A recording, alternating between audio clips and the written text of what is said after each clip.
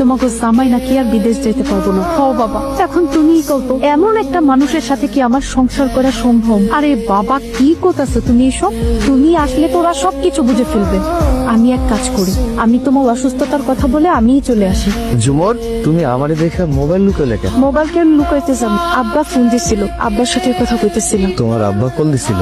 ভালো তো, কি কইছে? আব্বা কইলো আব্বা নাকি অনেক অসুস্থ, আমি যেন কয়দিনের জন্য বাড়িতে যাই। তুমি তো নাগো বাড়িতে যাইবে, সমস্যা কি আছে? তুমি এতদিন পর বাড়িতে আইছো, এখন আমি যদি তোমারে থুয়ে গিয়া বাপের বাড়িতে বসে থাকি, মানুষজন কি কইবো একবার ভাইবা দেখছো?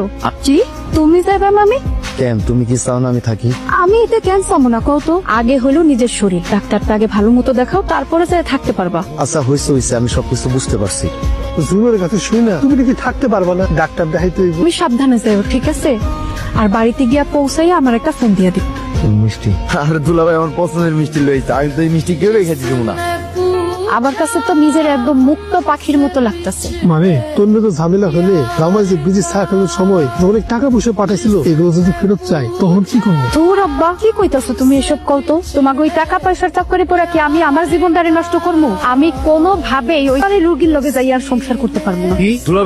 হ্যাঁ, আর জীবনও কোনোদিন বিদেশ যাইতে পারবো না। আর এর জন্যই তো আমি একেবারে বাড়িতে চলে এসেছি। তুমি যদি তো ভালো সংসার না করো, তাহলে তো আমার যে বাইকটা দিছে এই বাইকটা তো অন্য যাবো। তুই পড়া রইছিস বাইক, আব্বাই পড়া রইছে টাকা পয়সা লিয়া। আর আমার জীবনটা কি হইব? হ্যাঁ, আমি কোনো ভাবেই ওর লগে সংসার করবো না। তোমাকে সাফ